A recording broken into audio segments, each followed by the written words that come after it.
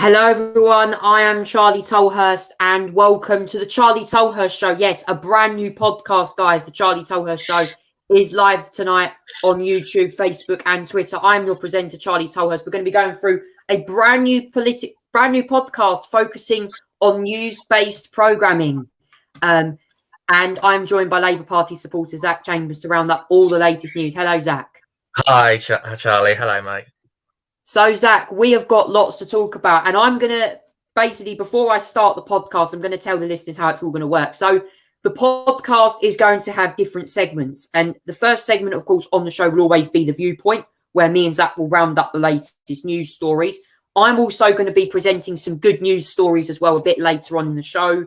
We're going to have a sports round segment that's going to round up all the latest sports news as well, and we're also going to be doing a segment which will be reacting to some of the news. And this week, of course, we're going to be reacting later on in the show to the first week of the launch of GB News. But I want to start, Zach, with John Bercow on this week's edition of The Viewpoint. We're going to start with John Bercow because he's left the Conservative Party and deflected to Labour. And, Zach, some Tory MPs were not very happy with his resignation. But for the Labour Party, do you think this is a good appointment in the end?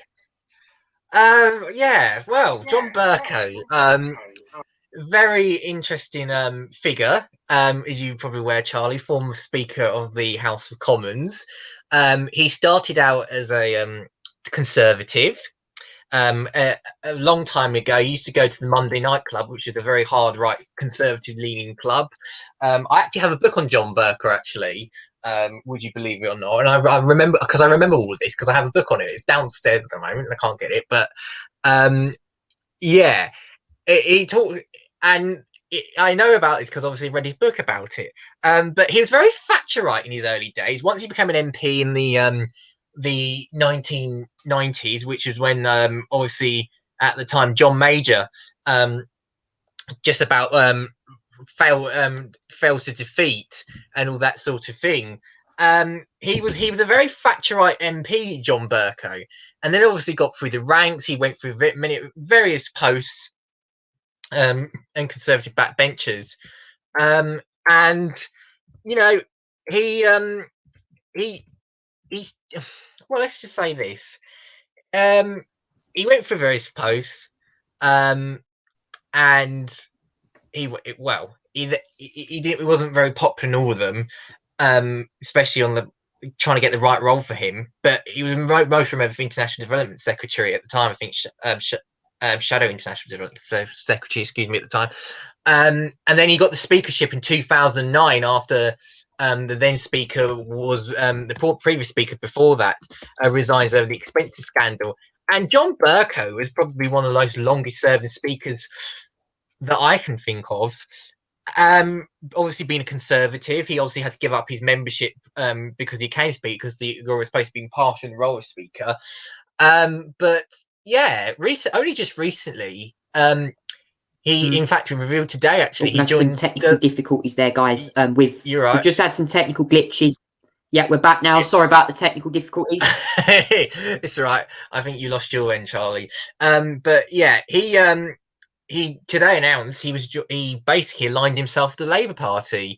After being a lifelong Conservative, because he feels like that the Labour values are more closely aligned to what he was then, and now he is now. So,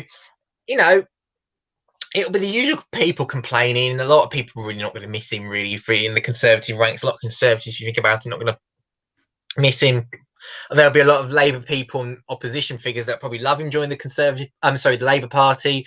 At the end of the day, he's a private citizen. At the end of the day, Charlie, he's not really doing much at the moment. He obviously there's rumours about him wanting a peerage and all sorts of thing. No backroom deal, as far as I'm aware, has been agreed to that.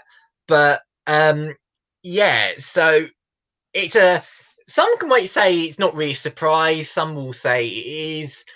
I don't think it's really that surprise. He's more aligning himself with the Labour Party these days, to be fair. Is it going to affect the Labour Party? No, he's a private citizen. He's not an MP. He's not a peer. He's not going to really affect him. It's just another supporter on board, popular figure, a big figure on board with the Labour Party. So Zach, that is well, that was your viewpoint there. My viewpoint, obviously, this is a big move for John Bercow. If you may remember him as Speaker, he was quite a tempestuous speaker, if I remember, Zach, in the House of Commons with his order, he's shouting rumbunctiously order across the chamber. I remember once That's what he's famous for. On Brexit, if I remember, on his Range Rover.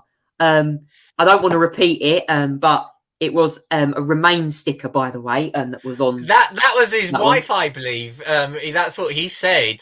That's what he said. It was his wife that put the sticker on the car.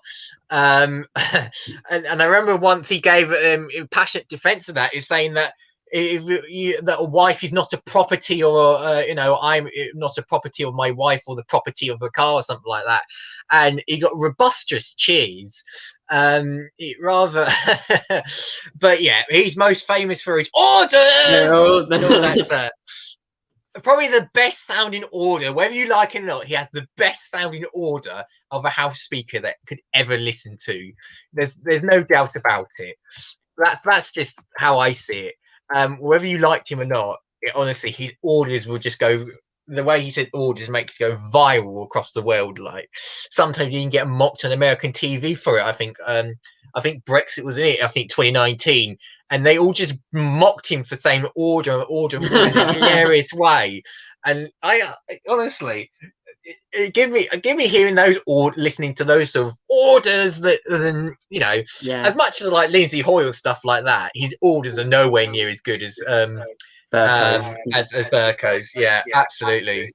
Yeah, and of course, he used to go to the University of Essex, did John Bercow. I just found that out. So he's a big name in politics, and of course, for Bercow, he now joins, or should I say, deflects the Labour Party, as he does. But yeah, that was all the news there. I actually found that article on GB News, that were reporting on this issue. But yes, moving on from from John Bercow now, Zach, to another news story on the Viewpoint here today is Super Saturday in vaccines across the UK, because as you would have known this weekend, people as young as 18 have been going to get their jabs this weekend. And Zach, I saw some photographs the other day of some of the huge sports stadia being converted into mass vaccination centres. What do you make of this? Oh, it's fantastic, Charlie. It's absolutely fantastic. It really is, because I think now that they've opened up to over 18s and stuff like that, you just see people in their flooding to go and get their vaccines, and they're actually that all the sports stadiums are opening up vaccination centres. It's absolutely fantastic. It is the absolute spirit of the nation, Charlie. You have to say that it really is the spirit of the nation. Obviously in Wales they already opened it up to over 18s I think about a week or so ago right now, but obviously England's only just catched up. But yeah, fantastic. This is a month earlier, I believe, than expected, ahead of timetable actually, Charlie. And now there's just the wait to see whether the 12 to 17 years olds are going to get the vaccines, which I suspect may come down the line depending on what the MHRA say on that. But yeah, it's now that we've had this delay to reopening, the government has decided now it's time to accelerate vaccines, getting it, making sure everyone gets their first doses. There's still a 12-week wait, rather unfortunately for second doses, which is a bit of a shame, because now over 40s are now only having to wait 8 weeks. But nevertheless, Charlie, it's so fantastic to see people queuing up, ordering their vaccine. I know a couple of friends recently that have just booked their vaccine or having their vaccine recently. It's incredible, Charlie, absolutely incredible. And that is how you do it, honestly. I read there was about 1 million bookings, or 700,000, something like that. Bookings just for this Saturday. Wow. In a single day, just alone. It's incredible. That's incredible. Absolutely incredible. They're clearly, some people, people might think, oh yeah, young people not going to get vaccines, not going to affect them so much. Rubbish. You can clearly tell that they want to get protected and do their job just to get protected from COVID, Charlie. It's incredible. And it puts a big, big smile on my face. Just reading these stories about young people getting vaccinated. It just makes me so impressed. I was just going to say this, Zach, as well, because this news comes, and I'm going to go say some positive news about COVID. Now, I know the number of cases has been increasing. I do understand people have a bit of worries about that. However, there was some positive news from Andrew Neil earlier this week on GB News. He did say that the rate of growth appears to be slowing. So that could mean that there could be potentially flattening, and it is concentrated among young people who seem to get less severe illness from COVID. And Zach, when you think of this, what Andrew Neil said earlier in the week, do you think that this is encouraging news? It's encouraging. Now, encouraging news at the moment, Charlie, I think, in terms of the growth rate is starting to slim down a little bit. However, the thing is, Charlie, is that, you know, whilst it's good that the growth rate is going down, I mean, it's not increasing as fast, it is still increasing in some areas. That the numbers are still going up, no matter how big or small it grows. That's the last thing that's needed. We peaked at 11,000, I believe, cases on the Thursday or the Friday, which was very bad considering where we were a couple of weeks ago, where we barely got to the 2,000s and stuff like that. But yeah, that number needs to go considerably down to see whether this July 19th open is now going to go ahead.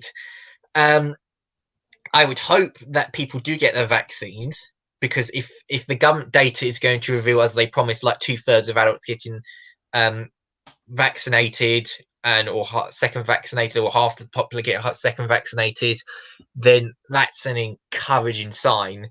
They may decide to reopen.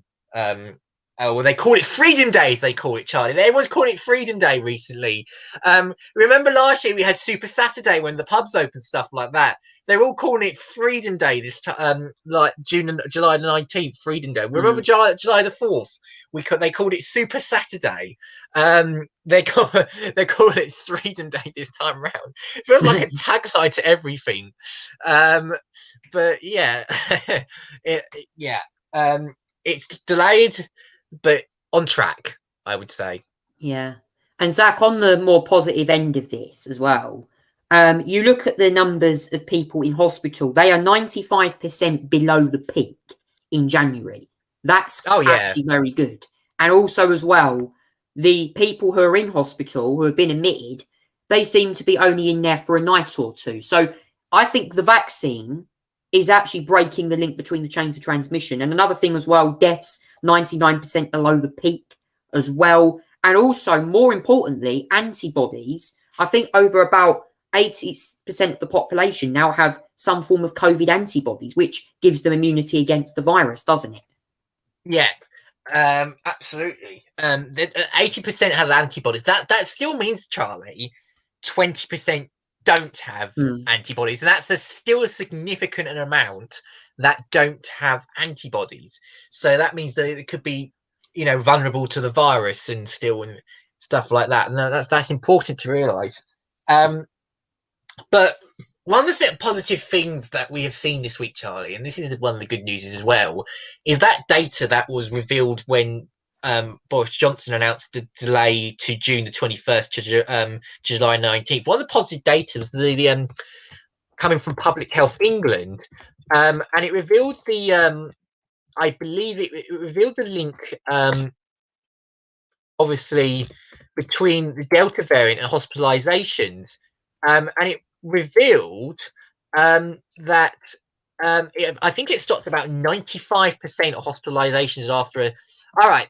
Yes, so here we go. So the Pfizer vaccine, 96% effective against hospitalization after 2 doses. The Oxford AstraZeneca is 92% effective against hospitalizations after 2 doses.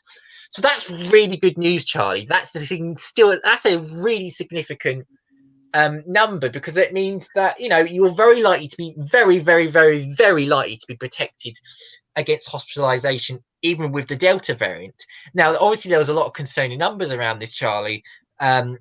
obviously, especially with actually vaccine protections. So if you look at data between 12th April, 4th of June, it was 14,019 cases of Delta variant, 166 of whom hospitalised. That's a significant number, but nevertheless, it's most of it is protecting hospitalisation. That's the thing, though, Charlie, and that's a bit of good news on that front. It is, Zach, and I understand there are concerns, but trust me, we are going to cover that a bit later on with obviously some coverage on GB News. But yes, I'm actually I think the news has been actually getting better. I'm not joking. I understand the numbers are going up, but that's because we're testing more people. Hence why we're finding more cases. I understand there are some concerns. I mean, Zach, you look at some areas like Blackburn and Bolton, the rates there are starting to actually come down in some hotspots. Yeah. The numbers are coming down, Charlie. In Blackburn, Bolton, they are coming down. Now, it's all good saying that, though, Charlie. I mean, the trouble is that cases are still going up in other areas, but Blackburn has peaked in terms of cases. We just look at the data as of 9th of June. They were talking about around 625, 650, 100,000, around about there. It's definitely dropping now on the chart. In England, it's slightly going up. Cases of the Delta cases of the Delta variant per 100,000 people, or COVID cases, as they say. But the number in Blackburn is definitely going down. Yeah. It's 599 per 100,000 people. That's recently. It did go slightly up, but it's below the 667 that peaked on the 7th of June. So that's good news. I think if this peaks, it will be at least a couple of weeks away, according to some of the papers I've read up. So that is encouraging. I believe it's mainly the young, unvaccinated people that are causing this mini wave. I don't know whether it's called a third wave. I'm not going to go into that on the podcast tonight. Yeah. But I think it's only a ripple. It's nothing like what we saw in January. And the hospitalizations as well with the vaccine, the vaccines are cutting the most severe hospitalizations, aren't they? That's it. That's the most important thing, isn't it? Yeah, absolutely. It's like the vaccine is cutting hospitalizations, cutting cases, cutting spread of it, cutting deaths, and that's the main thing with the vaccine. And the vaccine is doing its job. Please, and also as well, if you get the call or the text, please take the vaccine. I know some people are anti-vaxxers, but please take the vaccine. I really want people. I've had 2 doses. I'm safe. I really want people to continue taking the vaccine. This is really important to get our freedoms back on the 19th of July. And actually tomorrow would have been Freedom Day, or what was supposed to be Freedom Day.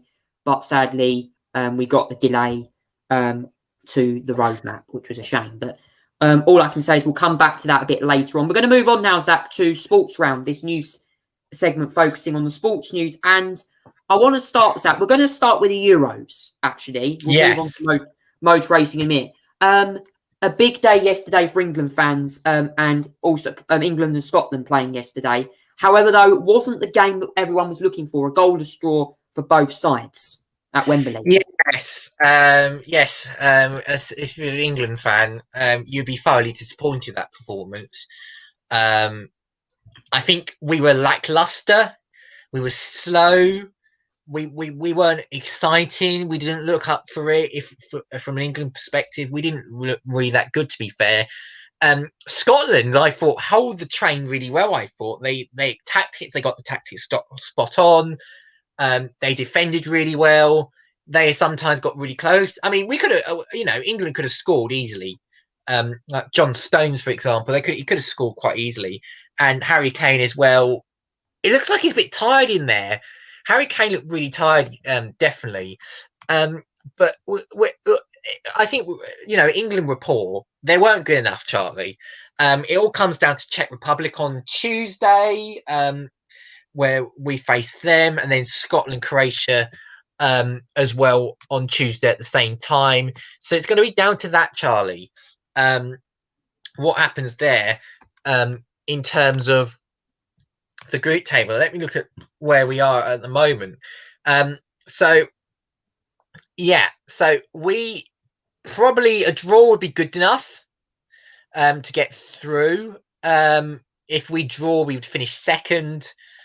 However, it all depends as well. We cannot lose, because if we do lose, it could either be we could either finish last, which would generally be shocking, or we could win and finish top of the group, and that would be that's necessary, really, to be fair. But yeah, so we need to have a good result on Tuesday against the Czech, and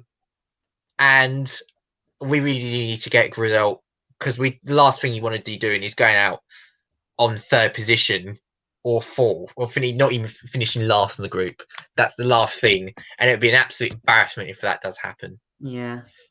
I mean, it'll be 8 o'clock on Tuesday, the kickoff, just to confirm England and the Czech Republic. In some other matches as well, I've got some scores up. Hungary and France was 1-1. Germany were 4-2 winners at Portugal. Spain and Poland drew 1-1. Italy and Wales, I think Italy did beat Wales 1-0. Switzerland 3, Turkey 1. Yeah. And I believe Ukraine and Austria play at 5 o'clock tomorrow. So some big matches in the Euros. I believe the matches will end next week, most of the groups, and then there'll be the last 16, and then the final, which will take place at Wembley on 11th of July. So we'll keep you updated on all the Euro action. But we're going to move on now, Zach, to motor racing. Formula One, French Grand Prix, and Max Verstappen winning the race from pole position. But he didn't have it his own way at the start, though. No, for the Dutchman. No, Max Verstappen on pole. He had a decent getaway from the start, and then he went off at turn 2, which gave the lead back to Hamilton. So he was basically following Hamilton all the time. But what made, I have to say, what gave Red Bull the victory today, Charlie, was their excellent strategy of pit stops. Now, this is the sort of, France is the sort of race that you do a one-stop on normally. This is the sort of track that you do a one-stop, and then you would go to switch, say, the hard tyres in your one-stop, and then you go to the end of the race. Now, this was interesting strategy what Red Bull did, because what they did was do a two-stop. So they went on the mediums. They went on the hards. They switched to hard for the first stop. And by the way, Red Bull was so strong on. By the way, with their undercut, Verstappen managed to undercut Hamilton and get ahead of him. But then Red Bull decided to take a risk. I think a couple laps later, and they decided to do a two-stop. Now this is kind of a famous tactic that Mercedes did in Barcelona, where they two-stop Hamilton. Whilst it didn't look like the ideal strategy, because that means they have to do some overtaking, at the end of the day, Mercedes had better pace at Barcelona because they did two-stop and they managed to overtake Verstappen. Red Bull learnt from that strategy and two-stopped Verstappen whilst dragging out Perez and making go long. And wow, we saw the results, Charlie. Couple of laps, left it late. But Verstappen managed to overtake Hamilton with the blistering pace he had and the undercuts. And it absolutely worked, and he won the race. It was a fantastic strategy. They've certainly been learning lessons off Mercedes, Red Bull have. It was, and they learnt it well, and they learnt it brilliantly. Excellent. Well, Verstappen winning there increased his championship lead to 12 points now going into the Styrian Grand Prix this weekend. But as I'll go through the results very quickly, it was Verstappen who won the race from Lewis Hamilton second, Sergio Perez third. Great result, Zach, for the Mexican. And he even overtook Valtteri Bottas late on as well. Mercedes got their strategy all wrong with the one stop. Yeah, that's a little bit of strategy everyone was really going for, to be fair, Charlie. But it didn't work because they thought, Verstappen Red Bull's tyres were going to run out on the medium tires. Medium tires, by the way, are Mercedes' strong point. But they didn't run out. Red Bull had the pace on that medium tire to basically go the distance and overtake Hamilton. Now, Mercedes thought they had enough pace, just staying on the tire and going long and going to the end. It just wasn't there. They thought it's a bit of a naive attitude, really, because they did the same at Barcelona and it worked there. And then they did the tactics of thinking it wouldn't work in France. It absolutely worked for Red Bull, not for Mercedes. Yeah. So Perez was third, fourth going the way of Valtteri Bottas in the Mercedes. Lando Norris fifth, Daniel Ricciardo sixth for McLaren, who, by the way, paying tribute to Mansour Ojei, who sadly died earlier this month. And we commemorate. Obviously, we remember Mansour very well. Gasly seventh, Fernando Alonso eighth for Alpine, Sebastian Vettel ninth for Aston Martin, and the final point, Lance Stroll 10th. But Zach, George Russell, Mr. Saturday, finishing 12th behind Carlos Sainz and Ferrari, who had an awful day at the office. Yeah. Ferrari completely off the pace this weekend. Poor qualifying, poor race, and then tyres. They just got the strategy wrong. Little pace in their car, and they finished well down the order. Rather unfortunately for them. So, yeah, not a good race for Ferrari. What about George Russell, Zach? George Russell, excellent race for him. He did very well. Performance-wise, he did very well. Obviously missed out the points, but that's probably one of his better results of the season so far. And he did extremely well. Get up there. And I think he's going to be happy for that result today. Oh, well, great job, George. And yeah, certainly well done to you. 12th place for Williams. Great result, and the seems to be really strong. But of course, we go to Styria this weekend, and we'll keep you updated with the Formula One. We're going to move on now, Zach, because Formula E had been racing in Puebla, and I saw the first. I've not actually watched much of the action, but I believe the first round was won by Lucas Di Grassi, if that's correct. Yes, that's correct. He only won because Pascal Wehrlein was and the whole team, by the way. What happened? But Pascal Wehrlein was disqualified for basically, and it was an infringement where the teams now under these rules, Charlie, the teams have to declare. I believe the tyres going to the grid, and they did not. And Wehrlein was affected and got disqualified, basically, for not declaring. That's not very good at all. I believe Porsche have actually appealed this decision, this disqualification. So I don't know whether the FIA is going to change their mind or not. They are going to submit their case. To fail to declare their allocation of the tyres.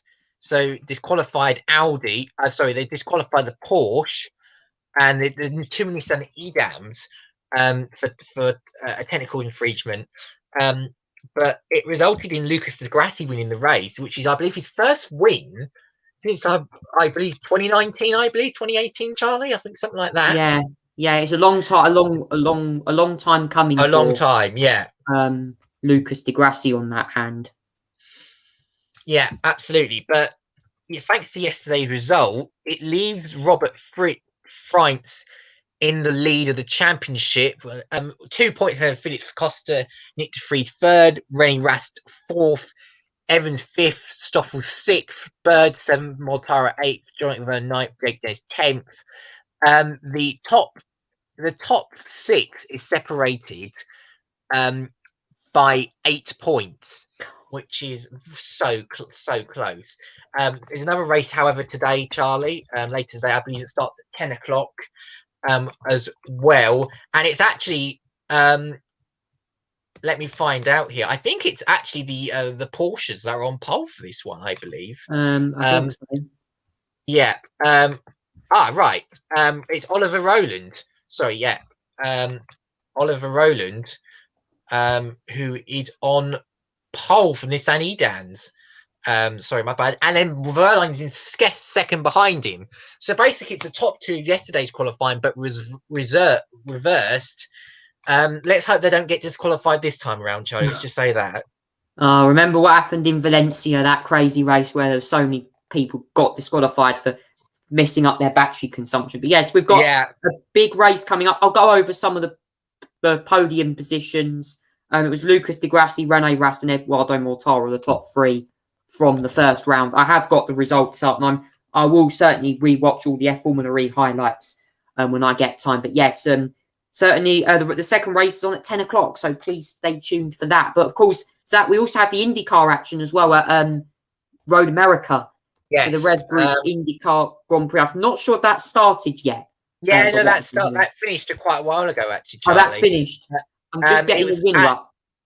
I think it was Alex Palou who won the race. Let me double check. I think it was Alex Palou who did win the race, actually. Which obviously excellent result. Yeah, Alex Palou. Alex Palou who won the race. This is very dramatic fun because Jason Newgarden, who was leading the race, had a gearbox failure on the last 2-3 laps of the race. From leading the race under caution, and then had a gearbox failure on the restart, and that led Alex Palou to win the race. And Jason Newgarden finished, I believe, that let me check, 21st, Charlie, after leading so much of the race.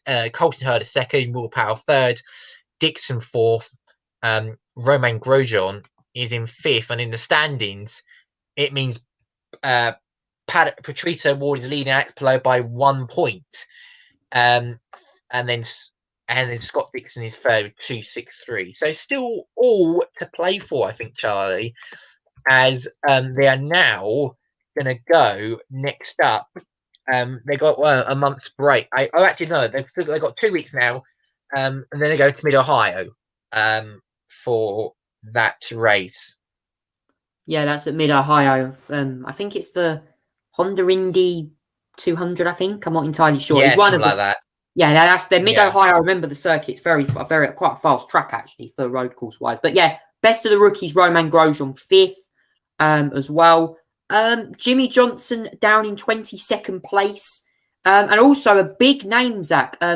Former Haas F1 driver Kevin Magnussen actually filling in for Felix Rosenqvist this weekend at Road America after a Rosenqvist horror crash at Detroit just last week. Yes, sadly Kevin Magnussen retired, unfortunately. There was some sort of failure in the car, and he sadly retired, I believe, from the race. Rather sad. Very much unlucky.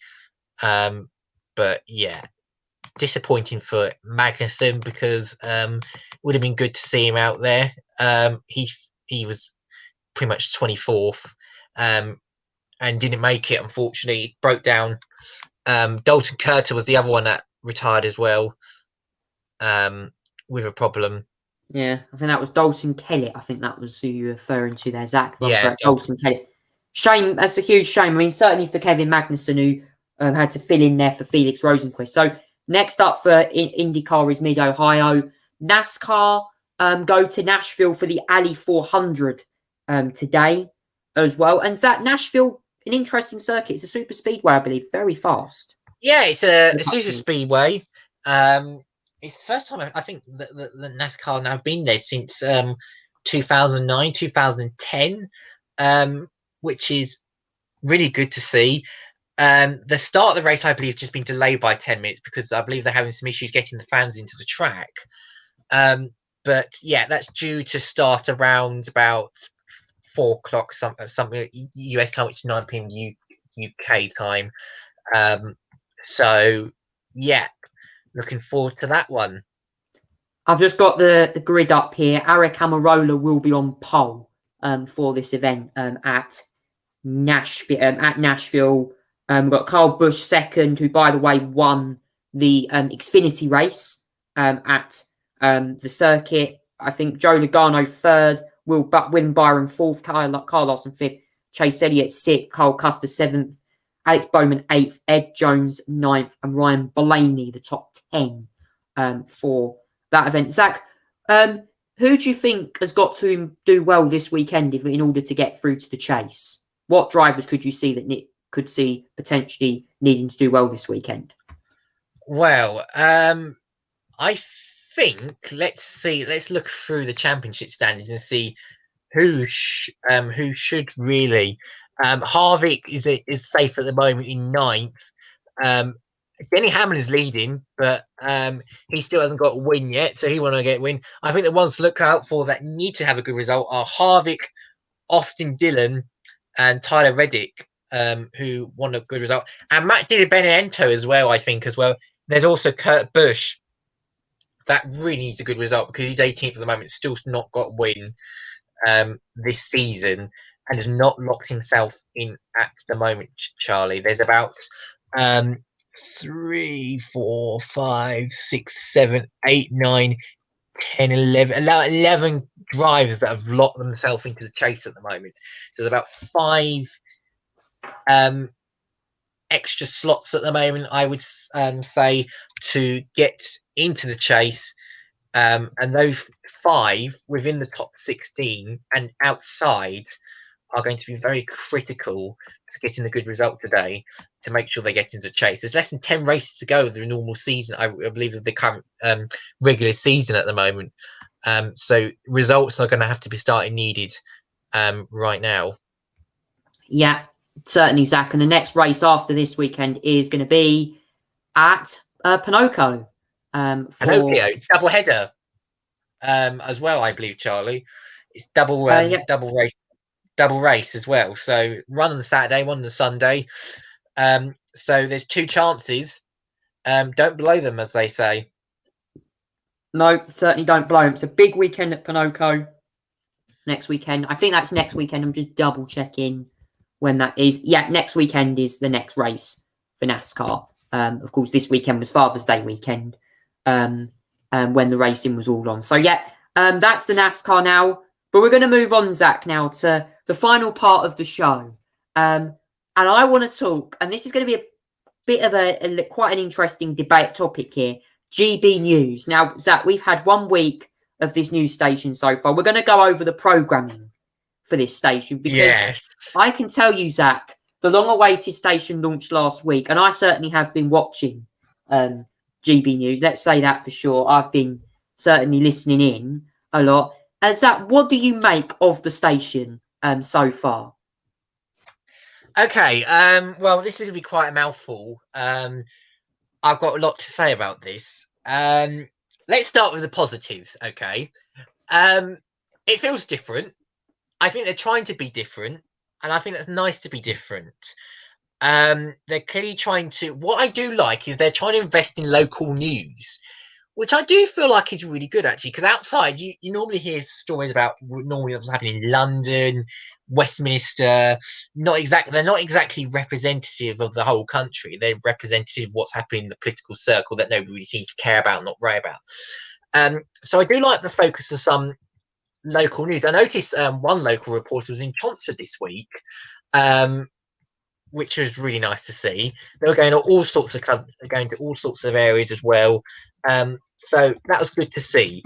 I have to say, in terms of presenting partnerships, as well, I mean, I liked Simon McCoy, Alex Phillips as well.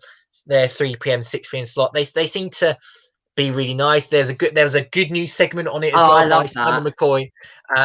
That was my favourite segment of the week. That one. I've got my good news segment coming up in a minute, so I'll share with you some good news on what's happening. But yes, Zach, I'd say what Simon McCoy's segment I actually thought was one of the best of the week, actually, at 5:15 during the weekday. Yeah, I think sometimes you need that positivity in your life.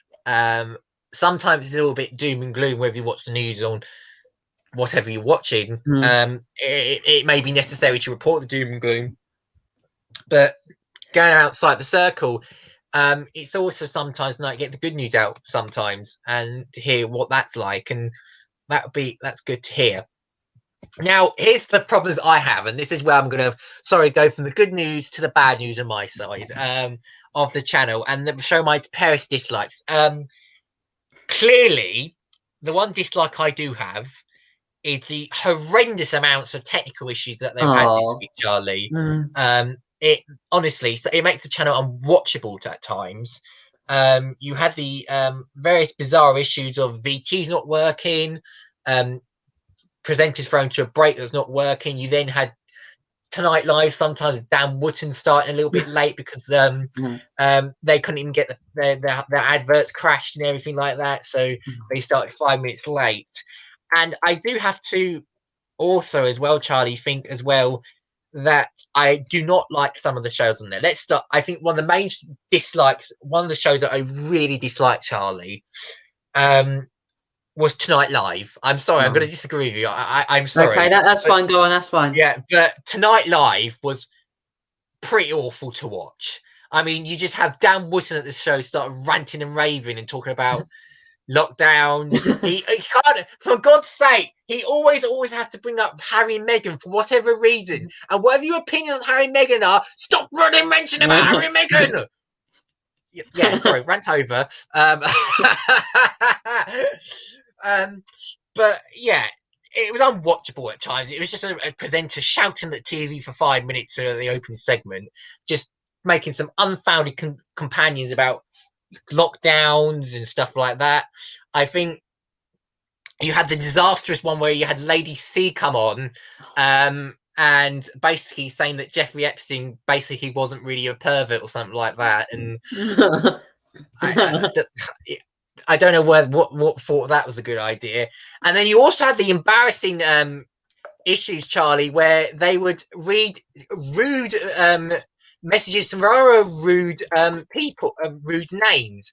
And they read an email this week from people. You probably won't understand this, but they read one from someone called Mike Oxlong. I won't give you the definition of it because it's a bit rude, and I don't really. You can look it up yourself for that one. But it got a lot of people's attention. They also read one from Mike Hunt, which is also another rude one. They also managed to I think it was Michelle Dewberry, read out a video message from a comedian. If you didn't pay attention, he had his bottom sticking out on camera when he videoed the message. So someone at the editorial department really is not being paying much attention. So that's one of the bad things. The other bad thing I have to report as well, show that I did not like, and it turns out it was on my screen this morning, and I turn it to give you every week. God's sake, Nigel Farage has a show on the Sunday now. I mean, yeah, I heard about that. The Nigel Farage has a show on Sundays now. I mean, all right, he had a show on LBC. You could argue that, but if you're looking for it for perspective, Charlie, surely this breaks all the Ofcom impartiality rules. I don't understand why would you have Nigel Farage have an impartial debate on the issues that are going around. Why would you want someone like him to impartially do that? He can't do impartiality. I mean, come on. Can we just get this man off our screens? These are the same people that claims to be silent and being part of part of cancel culture, and yet are all along our screens across various outputs when they're not actually being cancelled. The trouble is that GB News at times this week, Charlie, they've been too obsessed with stupid content such as taking the knee, cancel culture, woke. It's all woke boring. As well, another segment. Boring. Andrew Neil's show. Woke Watch. Do you know what? This is the thing, Charlie. They are woke on woke. They're woke on cancel culture. We're going to use that definition. And they're woke on being cancelled. They're woke on everything. And they're a bit woke for my liking. They're woke on the knee, woke on cancel culture, woke on silence, all that sort of thing. Too woke. And I've been woke on woke here. It's just a bit please. And change the content, for goodness sake. They're trying to get into the culture war issues. It's very divisive. So yeah, GB News first week. Nah, not for me. If you're It going to sounds ask like me, Fox News. It honestly. sounds like it turned into Fox News of Britain. I think, to be honest. Yes, it After is parts of times. The daytime output is okay. I can the daytime content's okay. If not a bit cheesy at times, but the nighttime, when you get to nighttime, when you have the lights of Dan Wootton on, and you bring someone in like Nigel Farage, no, no, no. What? Why? Come on. I mean, why would you want to do that? Are you kidding me? I These mean, same Zach, people. yeah. Zach, what do you make of Andrew Neil's show between 8 and 9? I think that was the best part of the GB News output this week, because Andrew News is a ferocious political interviewer, and he's the right person. He'll grill all sides of the argument. At times, I think he was getting, he's bringing his own opinion in too much of the time with some of these woke watch and media watch segments. I mean, I can't stand the woke watch stuff, but he was one of the better shows this week. It felt compact. It felt like there was a structure to it, and Andrew Neil was really good with the political interviews. What about the good Wednesday one with the Chancellor Rishi Sunak? What do you make of that one? Oh, that was very good. That was very informative. He really did challenge Rishi Sunak. He didn't go all, he didn't go very North Korean with him and just have a full-on loving sessions. The thing is, Charlie, is Andrew is not like Sean Hannity and Laura Ingraham or Tucker Carlson and stuff like that, where they just have a loving interview with every Republican that they can find. They actually hold people to account. That not just they don't just hold their they don't just say be kind to their friends and just let them have a pass. Andrew Neil holds everyone to account, no matter who they are. And if you can be in the firing line, whatever your party or your opinion is. You can be heard, but you also be challenged, and that's a good thing. Yeah, and also, Zach, before I move on to my segment, I just want to say to everyone watching this podcast, I condemn what's happened to GB News regarding the boycott. There has been a complete, as you would have seen earlier the week, Andrew Neil has criticised boycotters of the station, companies planning to remove ads from GB News. Can I just say, for some of these far left groups, what they are doing is certainly this shouldn't happen. We should not be boycotting companies boycotting stations like IKEA. I mean, Zach, I saw a couple of journalists like Piers Morgan taking to social media about this. What do you make of this scandal? I mean, I don't really care, to be honest. I think it's up to advertisers to decide whether they want to advertise or not. I think it appears that I just if they want to advertise, let them advertise. I mean, if they don't they don't need to advertise. We shouldn't be cancelling. I'm going to use that term, cancelling people, advertisers not wanting to do something that they don't feel is right. We can't force them to advertise. But at the end of the day, I can understand why, it looks like they're having a political view on things. So I can understand that. They're not necessarily far left. If that was a right-wing company boycotting that, then we were probably going after the same thing. There'll be hypocrites in the same way.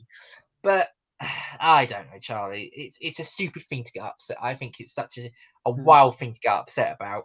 I mean, Andrew has a right to voice his opinion on that. I think the companies have a right to decide what to advertise and when to advertise. I think. Yeah, it's my view.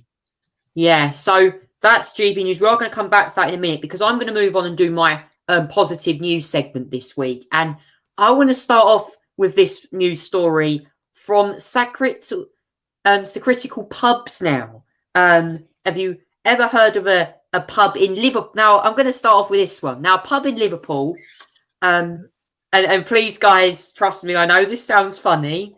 It is a little bit rude, but I'll say this out now. I know this. A pub in Liverpool, which during lockdown last year renamed itself the Three Bellends, has now been renamed again. So the pub in question is the James Atherton in the New Brighton area of Liverpool.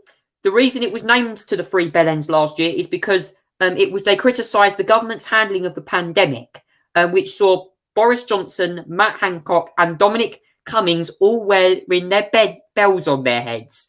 However, though, the pub owner has decided to I think his name's Daniel Davis, has renamed the pub again to, and I quote this now, the Two Helmets. The Two Helmets. Fantastic. And this sees a picture of Boris Johnson and Matt Hancock wearing hard hats with cracks in their heads. And Zach, what do you make of this? Absolutely fantastic. It's fantastic. I think sometimes there's a bit of a laugh sometimes, really, with this. It was fun enough when they renamed that pub in the first place to the Three, you know what, so I'm not going to repeat it. Then call it the Two Helmets. It's weird. It's fantastic. It's just generally, mate. It's just something to laugh about, whether you agree with it or not. It's something to laugh about. I absolutely, it made me crackle. It's just fun, just a little bit comedy, really, Charlie. And it's just a nice little laugh that I really enjoyed. Seeing that, but it was fun. I just loved it. I absolutely loved it. Yeah, certainly, yes. That is a positive news story. Another positive news story that I found out this week is that the people in the UK with both COVID jabs may not have to quarantine this week. There have been trials underway to decide whether people with two jabs people who have had 2 doses of a vaccine may not have to self-isolate and potentially could be replaced with testing if they come into contact with someone who tests positive for COVID-19. This news will certainly please many people if it does get officially announced, as this news would mean potentially the lifting of some restrictions for people who are self-isolating. I actually think that would be a fantastic addition for people who are, especially like myself, who've had 2 vaccinations. It would be fantastic to get back to normality. And finally, the UK is certainly looking more greener, as you might think, but the micro homes designed to tackle the UK's housing crisis certainly are very interesting. Being smart with space is a necessity in densely populated cities, yet awkward silvers of brownfield land remain a common sight. However, though, a consultation is currently underway to install 9 of the dwellings in the Bromfield land in Bristol. The proposed site was previously occupied by a dilapidated council garages and were recently pulled down. Plans for the development feature communal gardens and outdoor seating, which to encourage residents to mingle. The 2-storey homes also featured PV solar panels and air source heat pumps to reduce their environmental impact. The homes would be owned by the Bristol City Council and be assembled in a factory. So, Zach, what do you make of this week's positive news segment so far? Fantastic. It's good news, isn't it? It is good news. I can't stop from smiling. You know, I'm really smiling. It's like we've run one of these, and it's really good. Yeah, there'll be another one again next week as well. I really want to bring the positive vibes back, and also, obviously, that last story as well was on environmental issues. I'll get some more stories up as well as we go along. But we're going to go back now, Zach, to GB News, because I saw Alistair Stewart this weekend for his shows, the weekend shows on GB News. Alistair Stewart done a show 12 till 3, I believe. Yeah, what do you make of Alistair Stewart's show? Alistair Stewart's, I think, one of the best broadcasters, as well as Andrew Neil. He's such a good news, just a generally good news presenter. He can tackle sensitive issues quite well, tackles political issues very well. I think, you know, he allows everyone to be heard, really, and he just everyone seems to really enjoy coming to his show. So I've been very impressed from what I've seen with Alistair Stewart's show. I very much enjoyed it, really, to be fair. And yeah, I've really enjoyed it. Alistair Stewart's been generally a well-known news presenter. Obviously, he's presented ITV News before, but he's generally just so good at it. He's so good at it. He's a natural. and he fits the channel very well, and I think his show is going to be quite a success. I mean, Zach, as well, I have to say his interview with Robert Halfon today, I actually thought was really good. About does education need an MOT? And I thought that was quite an informative interview, actually. Yeah, I agree. I caught about a minute of that. I didn't catch all of that, but it was interesting. It was a nice, sensitive, and well thought out debate, chat, about whether education needed that big MOT where it needs to be proved, fixed, and have a plan for the future. Because education is going to be in the spotlight for quite a while, to see whether it works or not. Certainly interesting, Zach. Now, before I finish, I'm going to play for you a video of some of GB News' footage from the week. And I'm going to play for you this video this week by Alistair Stewart, who rounds up some of his favourite news stories from the past week. Have a listen to this.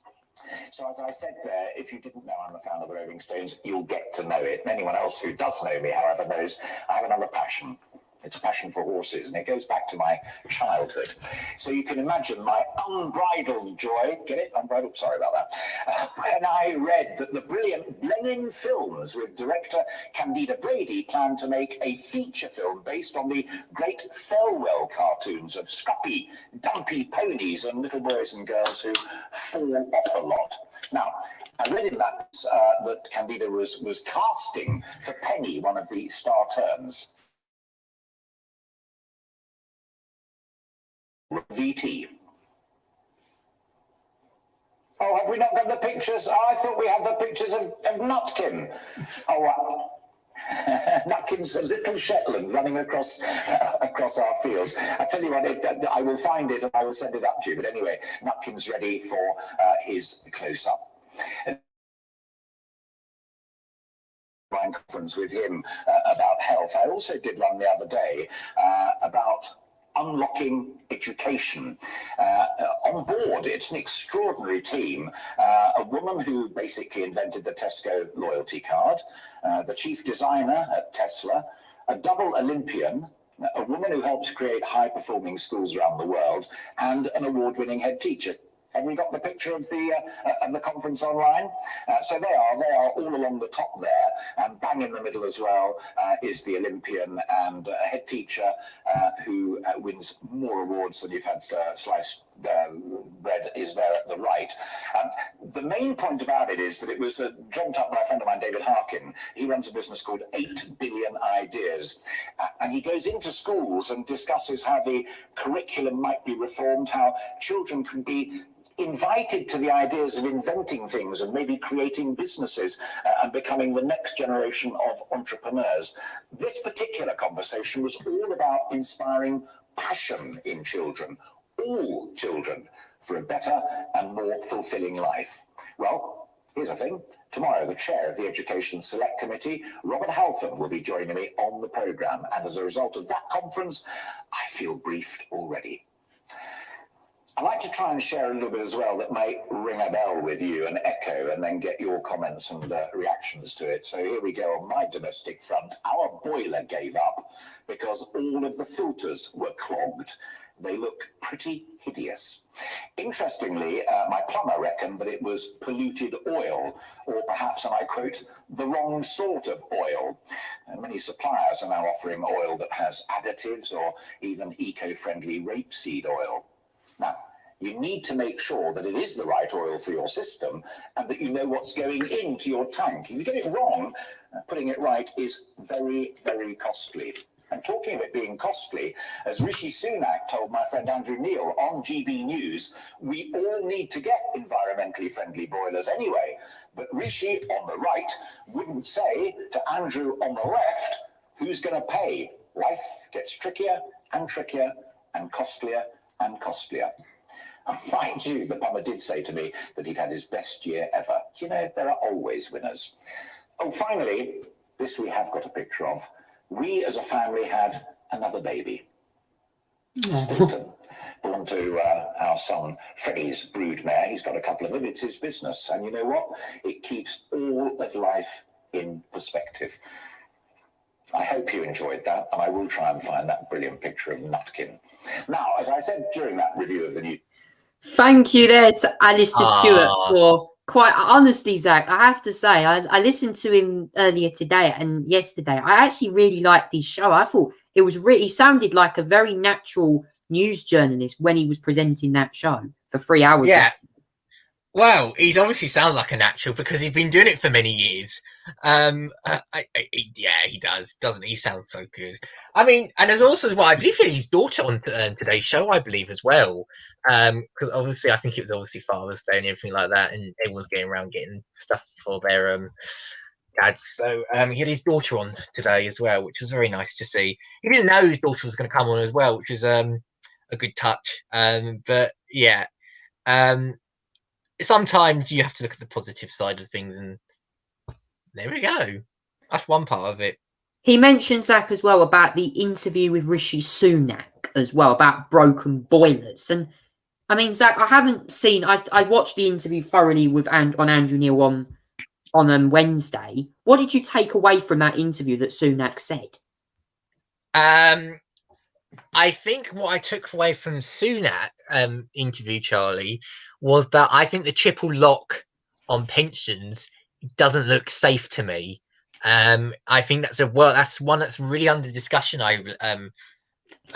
That's speculated about that he may fiddle with a triple lock on pensions. That could be under threat. Treasury may suspend on the pensions triple lock. You know, obviously that's going to affect the elderly quite a lot. I don't know what that mean. You know, I think that's quite interesting.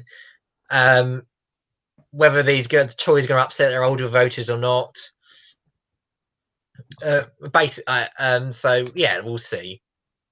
And he seemed a bit, I have to say, he sounded a bit mumbled when he had a question about the furlough scheme. Is that going to be extended beyond September? Because Andrew Neil mentioned that some businesses who were planning to open, we had a guy on during the week called Cameron Leslie who was having actually a debate with Tom Harwood, their political editor, over the furlough scheme being extended. And he actually clashed with him over my business is being so affected that I'm not getting enough.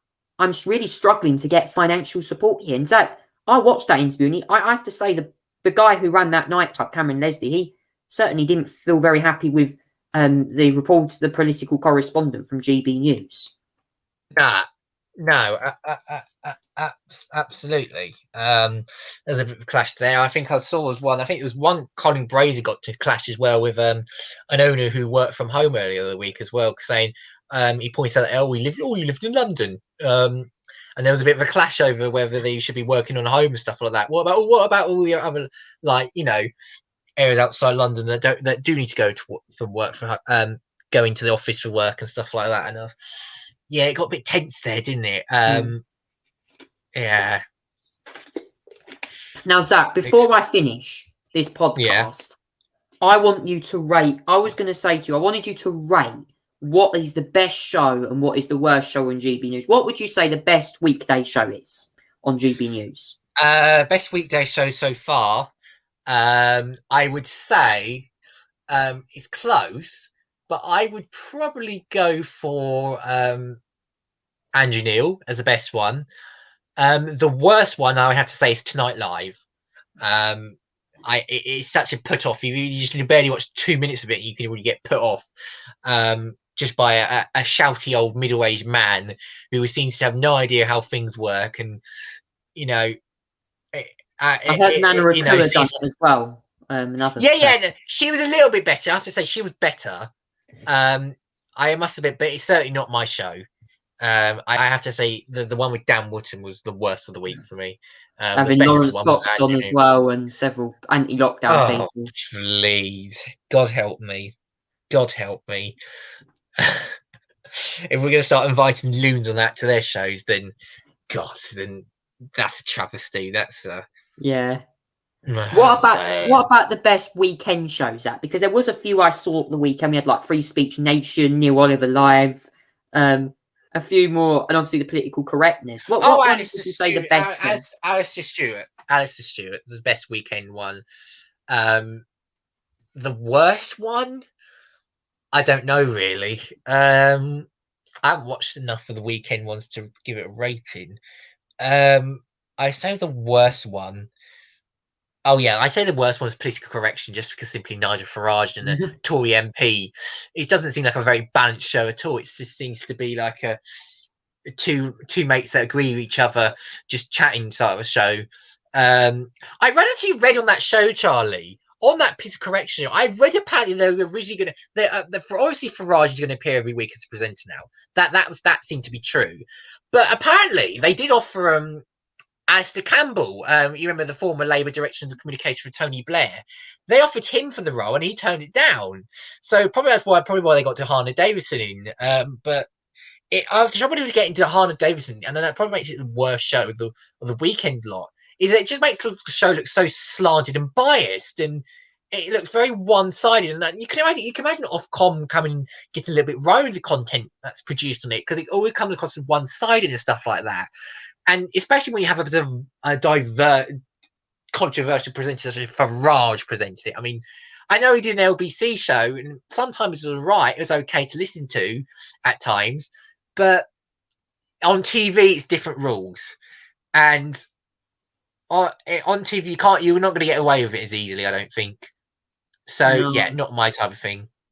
It's interesting, Zach. I mean, I actually really like the station. I honestly think we haven't had something like this for ages. Like, it's something different to what the BBC, Sky News. I know some people have not been massive fans, but I did read up. I know it's had issues with technical issues all week, but it is clear that the shows are interesting. I know the Great British Breakfast shows up for debate as well during the week. Kirsty Gallagher and debate over the NHS. Should care home staff should be forced to have the vaccine. There's a lot of debate going on. And Zach, my final question before I wrap this up about GB News: what could you see improve the station? Do you think they certainly could do with new presenters? Because I saw there was a very late entry to GB News. Someone that used to be on Sky apparently moved. I think her name was Isabel someone. Webster, yeah. Yeah, I think she presents a review show and stuff like that of the week. I think sort out the technical gremlins. That's one. Add a little bit. You know, I think they should add a little bit more diverseness in terms of getting guests on. If you're going to have these right-wing presenters, you might as well have more left-wing guests, as it's on the panel, for example. So yeah, I think you need to create that balance a little bit. Otherwise, you're going to get in this sticking of Ofcom, which is, it then starts creating problems for the channel. If they then Ofcom starts says that this can't be allowed, and then the GB News is going to complain they're going to be silenced and all that sort of stuff. It's an argument they're going to get fighting over. So that's my issue. I mean, you just need a little bit more diversity in debate, guests, and that sort of thing.